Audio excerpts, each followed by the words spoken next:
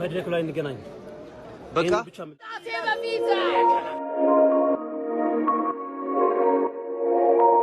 በታላቅ ጉጉት ሲጠበቅ የነበረው ሁለተኛው የኤምኤምኤ ፋይት ኢቲኤፍሲ ናይት ሊደረግ ቀኑ ተቆርጧል። ከፊታችን የሚቀሩት ቀናትም እጅግ ውስን ናቸው። ነሐሴ 21 ቀን 2018 ዓ.ም በአድዋ ሙዚየም ይህ ክንውን እንደሚደረግ ታውቋል። ታዲያ በዛሬው ዕለት የነበረው የፌስ ኦፍ ወይም ደግሞ የጋዜጣዊ መግለጫና ተፋላሚዎቹ ፊት ለፊት የታዩበት መድረክ ብዙዎችን ያስገረመ ብሎም ያስደነገጠ ሆኗል። ከዚህ ፌስ ኦፍ በኋላ ደግሞ የተፈጠሩ ነገሮች ይበልጥ ግራ ጋቢ አስደንጋጭም ውድድሩ በብዙ መልኩ እንዲጠበቅ ስለማድረጉ የሚያመላክቱ መረጃዎች ወጥተዋል። የሮቤልና የንቃተ ህሊና ፌሶፍ ላይ የታየው ንቃተ ህሊና ሮቤልን በጥፊ ማታቱን ተከትሎ ከፌሶፉ በኋላ የተሰማው ነገር እጅግ አስደንጋጭ ነው ይላሉ ለጉዳዩ ቅርበት ያላቸውና ስፍራው ላይ የነበሩ ምንጮች። በሌላ በኩል ደግሞ የሴዶ ማርሻልና የጆኒ ጁጁትሱ ፍጥጫም እንዲሁ አይሏል። ነገሮች ይበልጥ አጓጊ ሆነዋል። የፊታችን ነሐሴ 21 የሚከናወነው ክንውን ምን ያሳየን ይሆን? በብዙ መልኩ እንድንጠብቀው አስገዶናል። ውድ ቤተሰቦቻችን በመረጃ ሰዓታችን ከፌሶፉ በኋላ ተፈጥሯል የተባለውን ጉዳይ የምናነሳ ይሆናል። እስከ ፍጻሜው ከኛ ጋር እንድትሆኑ ስንጋብዝ፣ በሌላኛው መረጃችን ደግሞ ከፊንቴክ ኢንቨስትመንት ግሩፕ ጋር በተገናኘ ለእስር ተዳርጎና በ800 ሺህ ብር ዋስትና መብቱ ተረጋግጦለት እንዲወጣ የተፈቀደለት መንሱር ጀማልን በተመለከተ ለማመን የሚከብድ እጅግ አስደንጋጭ መረጃ ወጥቷል።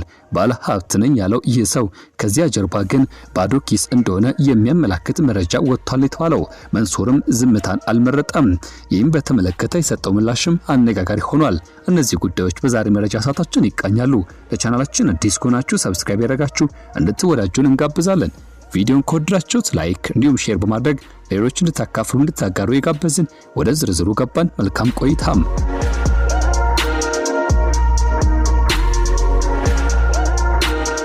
የሴዶና የጆኒ ጁጁትሱ ታላቅ የኤምኤምኤ ፍልሚያ ነሐሴ 21 እንደሚካሄድ እርግጥ ሆኗል። በኢትዮጵያ ማርሻል አርትስና የቦክስ ስፖርት ታሪክ ያልተነካው እምቅ አቅም ለዓለም ለማሳየትና ስፖርቱ ለወጣቶች ቋሚ የገቢ ምንጭ ለማድረግ ያለመው ይህ አድዋ ፋይት ናይት 2 ኢቲኤፍሲ 002 ታላቅ የውድድር ምሽት ነሐሴ 21 እንደሚካሄድ በዛሬው ዕለት ተገልጿል። ነሐሴ 1 በሚካሄደው ከዚህ ውድድር ላይ በስፖርት አፍቃሪያን ዘንድ ከፍተኛ ትኩረትን የሳበውና በጉጉት የሚጠበቀው ፍልሚያ ሜን ኢቨንት በጆኒ ጁጁትሱና በሴዶ ማርሻል መካከል የሚደረገው ድብልቅ ማርሻል አርት ኤምኤምኤ ፋይት ግጥሚያ እንደሆነ እርግጥ ነው። ዛሬ በተሰጠው ጋዜጣዊ መግለጫ ወቅትም ተወዳዳሪዎቹ ፊት ለፊት ፍጥጫ ፌስ ኦፍ የተገናኙ ሲሆን እርስ በርሳቸው ያቀርቧቸው ተፎካካሪነትና የስነ ልቦና የበላይነት የመውሰጃ አስተያየቶችም በስፍራው የነበረውን ስሜት ያጋጋሉ ሲሆን ሁለቱ ስፖርተኞች ለነሐሴ 21 ታላቅ ፍልሚያ ያላቸው ከፍተኛ ዝግጁነትም ብሎም የማሸነፍ በራስ መታመን አሳይተዋል። የውድድሩ አዘጋጅና የስዊት ቦክስ መስራች ብሎም ደግሞ ስራ አስኪያጅ አቶ ጌታቸው መለሰ በኩሉ ኢቲኤፍሲ 002 የቀድሞ ኢቲኤፍሲ 001 የተካሄደበት ፍጥነትና ሁኔታ በተሻለ መልኩ በከፍተኛ ደረጃ ተዘጋጅቶ የቀረበ መሆኑን ገልጸዋል። አዘጋጆቹ ለፕሮግራሙ መዘግየት ይቅርታ መጠየቅም በተወዳዳሪዎቹ የስነ ምግባር ጥንካሬ ላይ ሙሉ እምነት እንዳላቸውና ስፖርተኞቹ ሀገራቸውን በዓለም አቀፍ መድረክ ማስጠራት የሚችሉ መሆናቸውን አብራርተዋል። በምሽት 11 ሰዓት የተመረጡ ፍልሚያዎች የሚካሄዱ ሲሆን 4 የቦክስ ፍልሚያ እንዲሁም 4 ኤምኤምኤ ፋይትና 3 ሙዋታይ ፍልሚያዎችም ይከናወናሉ። በዝግጅቱ ላይ የሴቶች ተሳትፎ ልዩ ቦታ የተሰጠ ሲሆን አትሌት አብሳላትና ዛራ በተወዳዳሪነት የሚሳተፉበት በቀጣዩ አድዋ ፋይት ናይት 003 ውድድር ላይ የሴት ተወዳዳሪዎች ቁጥር እንዲጨምርና ተሳታፊ የሚሆኑ ሴቶችን በሰፊ ድርሻ እንዲኖራቸው ትኩረት ሰጥቶ እንደሚሰራ ገልጸዋል። በሌላ በኩል ደግሞ በቀደሙ ዝግጅቶች የነበረውን የመቀመጫ መደራረብ ችግር ሙሉ በሙሉ ለመቅረፍ የተሰራ ሲሆን በዚህም ተመልካቾች ትኬት የሚቆርጡበት ወቅትም ቀጥታ መቀመጫ ቦታቸውን መርጠው እንዲይዙ እንደሚያደርግ ነው የተገለጸው። አዘጋጆቹ እንዳብራሩት በቅርቡ በሚካሄዱት ኢቲኤፍሲ 003 እና ኢቲኤፍሲ 004 የውድድር መድረኮች ላይ የሀገር ውስጥ ስፖርተኞች ከውጭ ሀገር ተወዳዳሪዎች ጋር እንዲጋጠሙ እንደሚደረግ የተገለጸ ሲሆን ይህም በሚቀጥሉት 2 ዓመታት ውስጥ እንደ ኦስኪ ያሉ ታዋቂ ዓለም አቀፍ ቦክስ ውድድሮችን በኢትዮጵያ ውስጥ ለማዘጋጀት ለታላቅ እድል መንገድ የሚከፍት ነው ተብሏል። ይህ ዝግጅት በአድዋ ድል መታሰቢያ በአዲስ አበባ ወጣቶችና ስፖርት ቢሮ የስፖርት አመራሮች እንዲሁም አጋር ድርጅቶች አስተዋጽኦ የሚካሄድ ሲሆን የስፖርት አፍቃሪያኑ ነሐሴ 21ን የሴዶና ጆኒ ፍልሚያ በጉጉት እንዲጠብቁ አድርጓቸዋል። ታዲያ በዚህ መድረክ ላይ ከሚጠበቀው ከሁለቱ ውድድር ባለፈ የሮቤልና የንቃተ ህሊናም እንዲሁ እንዲጠበቅ ያደረገ ክስተት ተፈጥሯል። ከመቀሌ የመጣው ሮቤልና እንዲሁም ከቦንጋ የተገኘው ንቃተ ህሊና ፌሶፍ ባደረጉበት ወቅት ላይ ንቃተ ህሊና ሮቤልን በጥፊ መማታቱን ተከትሎ የብዙዎች ትኩረት ተስቧል። በዚህ ሂደት ውስጥም የነበረው መጋጋልና በስፍራው የነበረው ጋዜጣዊ መግለጫ በብዙ መልኩ ውጥረት እንዲሞላበት ስለማድረጉም ተመልክተናል። ከዚህ ጋዜጣዊ መግለጫ በኋላም እነዚህ ተፋላሚዎች እርስ በርስ ለመተናነቅ ሁሉ ሲፈላለጉ ነበር ይላሉ ለጉዳዩ ቅርበት ያላቸው ምንጮች።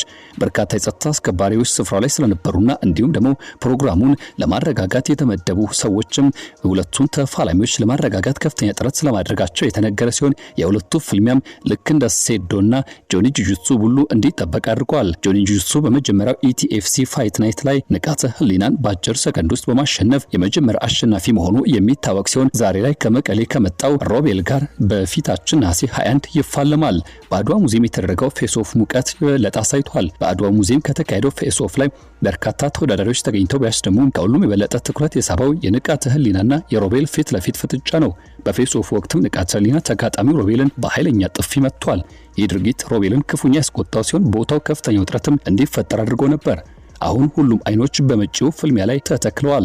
ይህ ክስተት ውድድሩን የበለጠም በጉጉት እንዲጠበቅ አድርጎታል። ብዙዎች ግምታቸውን ያስቀመጡ ነው። እናንተስ ማን ያሸንፋል ትላላችሁ? የዚህ ውድድር ሜን ኢቨንት የሆነው ደግሞ የሴዶ ማርሻልና የጆኒ ጁጁትሱ ሲሆን ንጉሱ እኔ ነኝ ወይስ ደግሞ ከነሐሴ 21 በኋላ ይጠፋል? የጆኒና የሴዶ ፍልሚያ በከፍተኛ ውጥረት እንዲጠበቅ ያደረገው ይህ ቃል ከሴዶ ማርሻል ሰምቷል። በኢትዮጵያ ኤምኤምኤ ሚክስድ ማርሻል አርት ወይም ድብልቅ ማርሻል አርት ስፖርት ታሪክ እጅግ ከፍተኛ ትኩረት እየሳበ የሚገኘው ይህ የጆኒና የሴዶ ማርሻል የነሐሴ 21 ታላቅ ፍልሚያ ገና ወደ ቀለበቱ ሳይገባ በቃላት ጦርነት እየናረና አየሩን እያጋጋለው ይገኛል። በፍልሚያው ቅድመ ዝግጅት የተካሄደው ይፋዊ ጋዜጣዊ መግለጫ በሁለቱ ተፋላሚዎች መካከል የተሰነዘሩ ኃይለኛ ንግግሮችና የተጋጋለው የቃላት ልውውጥም በማህበራዊ ሚዲያ የቀኑ ዋና መነጋገሪያ ሆኗል። በራሱ ከፍተኛ መተማመን የሚታወቀው ሴዶ ማርሻል ፍልሚያውን በግልጽ ብልጫ እንደሚያሸንፍ በመግለጽ ለኔ ፈተና የሚሆን ተፎካካሪ የለም፣ ኪንጉ ወይም ንጉሱ ማን ነው? ሴዶ ነው በማለት ተናግሯል። አክሎም እውነተኛ የኤምኤምኤ ምን እንደሆነ ለጆኒ ሆነ ለኢትዮጵያ ስፖርት አፍቃሪዎች በሙሉ አሳያለሁ ነው ያለው። በምላሹ ጆኒም የሴዶን ንግግር በማጣጣል ከነሐሴ 21 በኋላ የሴዶ ስም ከፍልሚያ ዓለም ይጠፋል፣ ፈጽሞ እንዳይመለስ አድርጓለሁ ሲል ዝተዋል። በተጨማሪም የሴዶን የውጭ ሀገር ልምምድ በማጣጣል ታይላንድ ሆነ ዱባይ ብትሄድ አያድንህም፣ እጄ ውስጥ ስትገባ እሰብርሃለሁ በማለት ከባድ ፈተና እንደሚጠብቀው አስጠንቋል። የሁለቱ ተፋላሚዎች የቃላት ፍልሚያ ደጋፊዎቻቸውን በሁለት ጎራ ከፍሏል። የነሐሴ 21 የቀለበት ውስጥ ፍልሚያ በከፍተኛ ጉጉትም እንዲጠበቅ ምክንያት ሆኗል። ነሐሴ 21 ማን ያሸንፋል? ሴዶ የንጉሱ ማዕረጉን ያስጠብቃል ወይስ ደግሞ ጆኒ የገባውን ቃል በመፈጸም የሴዶን የፍልሚያ ዘመን ያበቀዋል? መልሱን በፍልሚያው ቀን የሚታወቅ ይሆናል።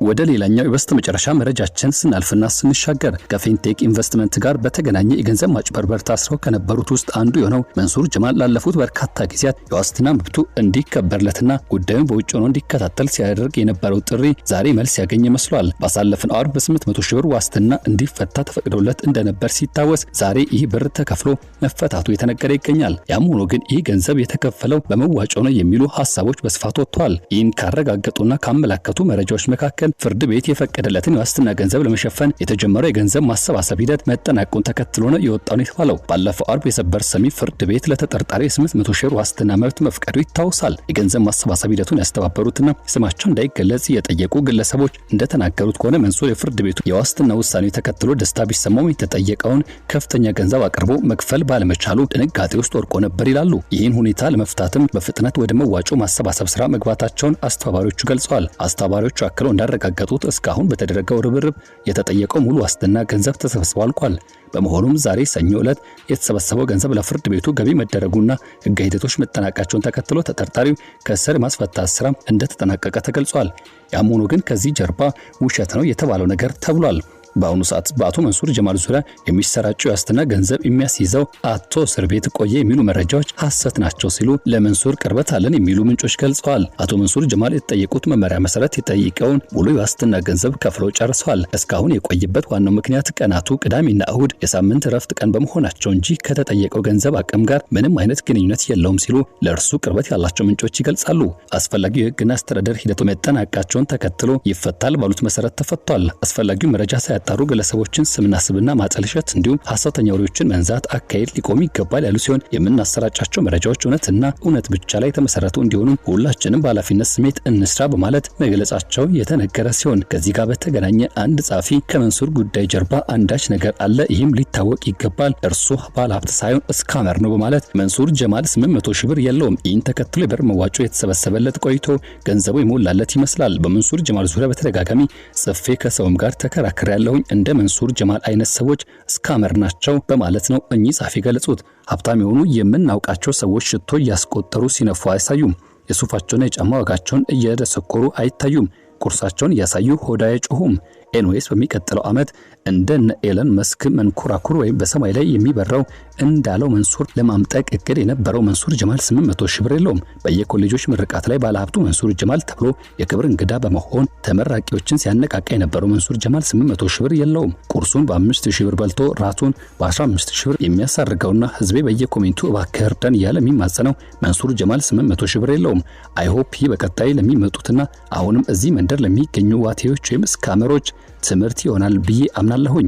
አንድ ጊዜ እደግመዋለሁኝ። ሀብታም የሆነ ሰው ሁሉ በየፖድካስትና በየመድረክ ላይ ይሄ አለኝ ይሄን ብሎ አያስቆጥርም ፋራ ካልሆነ በቀር። ትክክለኛ ሀብታም ድምፁን አጥፍቶ ነው በረከቱን የሚበላው። ድምጽ ካለ ችግር አለ በማለት እኚሁ ጻፊ ያነሳሉ። ከዚህ ቀደም ተወዳጁ ድምጻዊና የዘጠናዎቹ ፈርጥ የሆነው ቃቂ ተስፋዬ መርዳት ከፈለጋችሁ መንሱርን እርዱት በማለት መናገሩን ተከትሎ ሁለቱ መካከል ትልቅ ውጥረት ተፈጥሮ እንደነበር ይታወሳል። በዚህ ምክንያትም እኚሁ ጻፊ አሁን ቢሆን መንሱር ጀማል ትክክለኛ ባለሀብት ሳይሆን ስካመር ነው፣ በተለያዩ መንገድ የማጭበርበር ሂደት ውስጥ የሚሳተፍ እንጂ እውነተኛ ባለሀብት አይደለም ይላሉ። እናንተስ በዚህ ጉዳይ ምን ሐሳባላችሁ? ሐሳብ አስተያየቶቻችሁን በ5 ሳጥናችን ልታካፍሉ ልታጋሩን እየጋበዝን የዛሬን በዚህ እናጠናቅቃለን። በያላችሁበት ጥሩ መልካም ጊዜ ተመኘን። ይህ ኢትዮ ግሎባል 360 ኒውስ ነው። ለቻናላችን አዲስ ከሆናችሁ ሰብስክራይብ፣ ቪዲዮን ከወደዳችሁት ደግሞ ላይክ፣ ሼር እንድታደርጉ በአክብሮት የጋበዝን። በያላችሁበት ጥሩ መልካም ጊዜ ተመኘን።